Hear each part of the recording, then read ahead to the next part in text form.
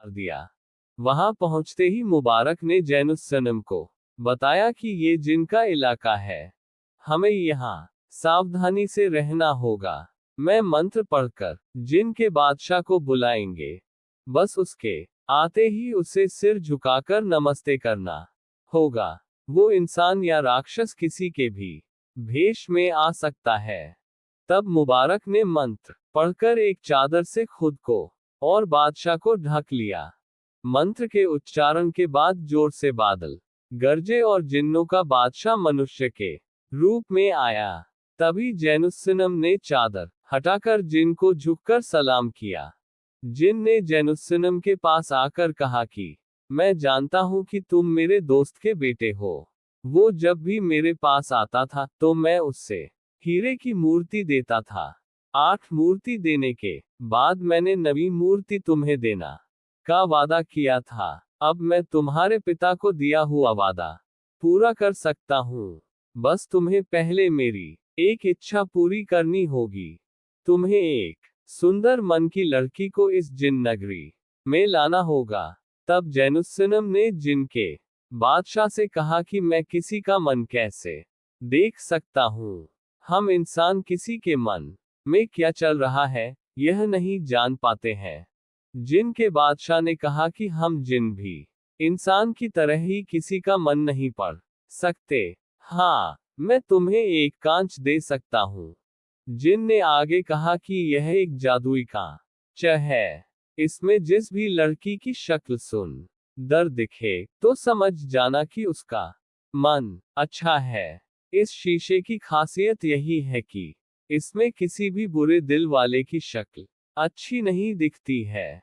बस ध्यान देना कि जब तक वो हमारे इस जिन राज्य में आए, तब तक उसका मन साफ ही होना चाहिए।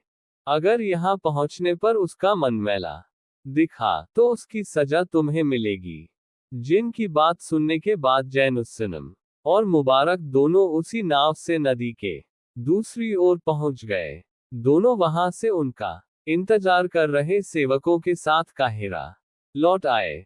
कुछ दिन आराम करने के बाद जैनुस्सनम एक अच्छे मन वाली लड़की ढूंढने के लिए बाहर जाने लगा। तब मुबारक ने बताया कि इस इलाके में कई सारी लड़कियां हैं। पहले इसी इलाके से लड़कियों को ढूंढते हैं।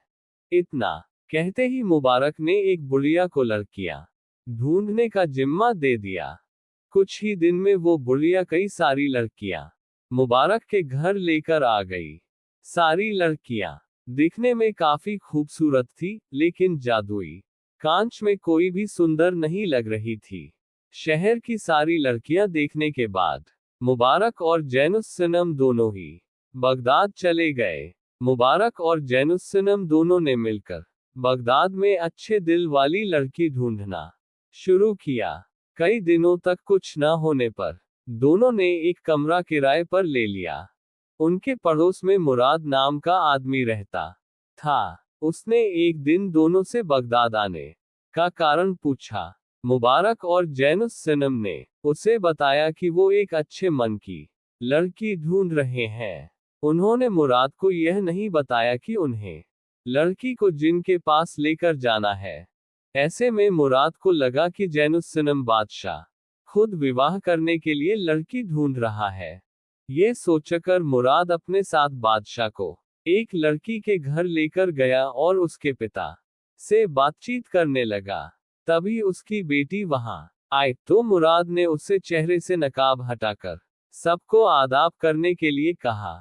लड़की ने जैसे ही चेहरे से नकाब हटाया तो जैनुस्सनम उसे देखता ही रह गया। उसके मन में हुआ कि ये लड़की तो मेरी ही होनी चाहिए। उसी दौरान मुराद ने जैनुस्सनम से उस लड़की की शादी की बात कर दी।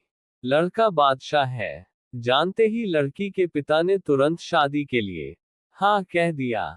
इस दौरान जैनुस्सनम उस लड़की को ही देख रहा था। तभी उसने जिन का दिया हुआ जादुई कांच निकला।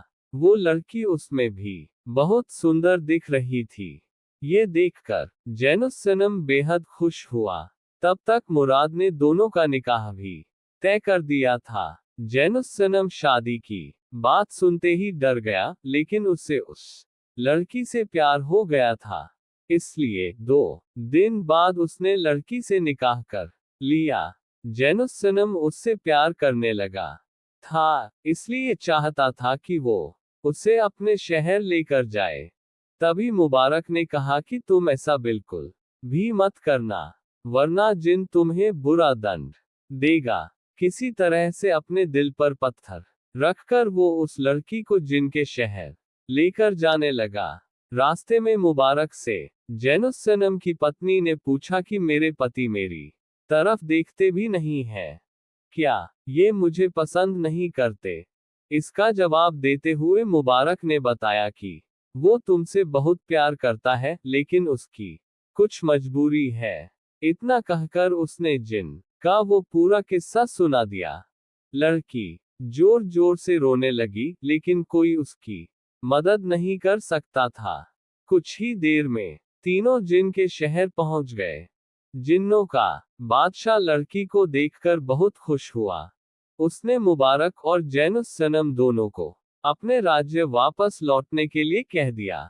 फिर उसने जैनुस्सनम को कहा कि तुम्हें वो नवी मूर्ति अपने उसी महल में मिल जाएगी। इतना सुनकर दोनों वापस आ गए।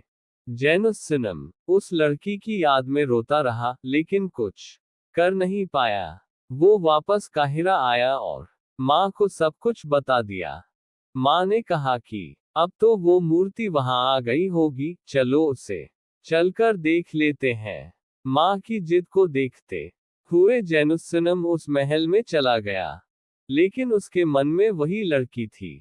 जैसे ही वो महल पहुंचा, उसे 8वीं मूर्ति के बगल में वो लड़की मूर्ति की तरह खड़ी दिखी। उस लड़की को देखकर जैनुस्सनम काफी खुश हो गया। लड़की ने बादशाह से कहा कि तुमने तो मुझे जिन के हाथों मरने के लिए छोड़ दिया था, अब मुझे यहाँ देखकर तुम्हें बहुत दुख हो रहा होगा। जैनुस्सनम ने कहा कि मैं तुम्हें अपने दिल का हाल नहीं बता सकता हूँ। मैं हर वक्त यही चाहता था कि तुम मुझे वापस मिल जाओ। तभी वहां जिन का बादशाह आया और कहा कि जैनुस्सनम, मैं तुम्हारी परीक्षा ले रहा था, मैं उसमें पास हुए। इस लड़की को मैंने मारने के लिए या अपने लिए नहीं, बल्कि तुम्हारे लिए ही चुनने के लिए कहा था। अब तुम्हें इस लड़की के साथ ही वो नवी मूर्ति भी मिल जाएगी। बस मैं चाहता था कि तुम सूझबूझ वाले इंसान बन जाओ। अब तुम्हें ये सच्चे मन की लड़की हरदम अच्छी राह दिखाएगी और कई चीजें अब तक के सफर में तुम समझ भी गए होंगे। इतना कहकर जिनका बादशाह अदृश्य हो गया। उसके बाद जैनुस्सनम ने अपने निकाह की शानदार दावत दी और पूरे नगर के लोगों को मिठाई व उपहार दिए। इसके बाद वो अपनी पत्नी के साथ खुशी खुशी रहने लगा। आगे बादशाह शहरयार को शहरजाद क्या कहानी सुनाती है, जानने के लिए मॉम जंक्शन की वेबसाइट पर दूसरी स्टोरी पढ़ें।